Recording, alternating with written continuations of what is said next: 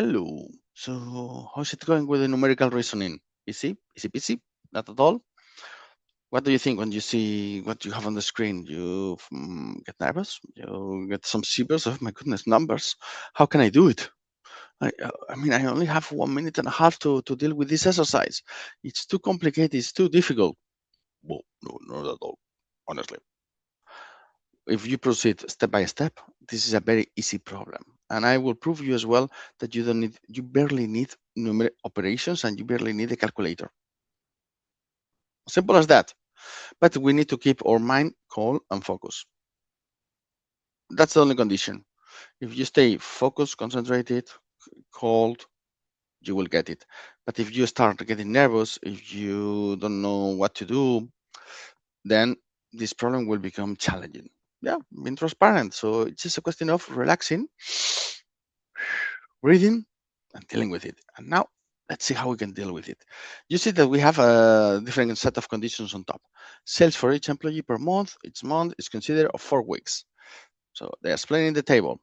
Now, online sales are distributed equally among the 10 employees. What online sales? I got on the table online sales weekly for the Q2, for the second quarter. If the employee sells more than 25% above the sub average per employee of the quarter, all included, they get a 200 euros bonus. But if it's 50% more, they get a 500 euros bonus. Wow, fantastic.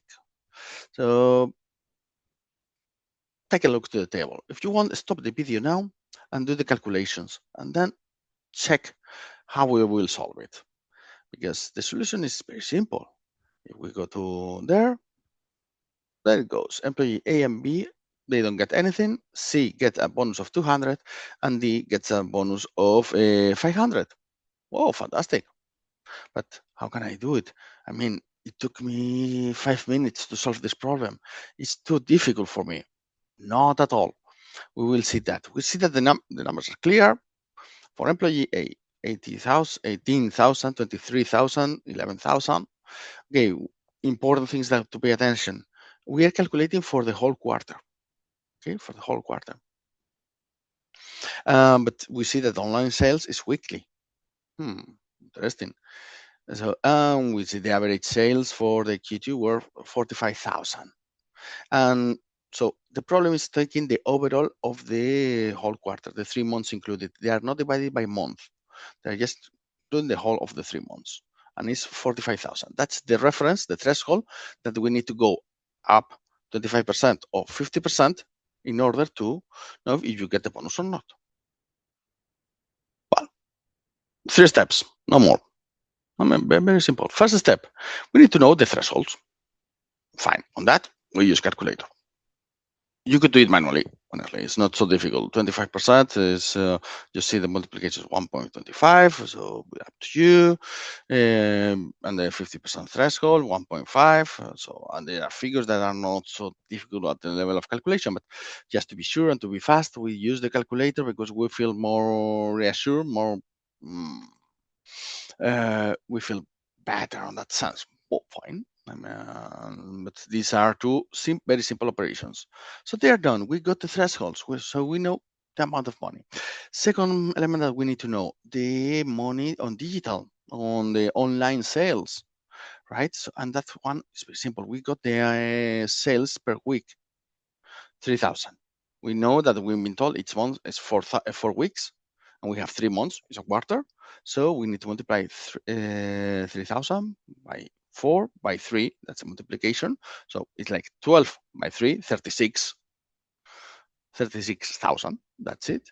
But we were told that there are 10 employees in total, not 4, but 10.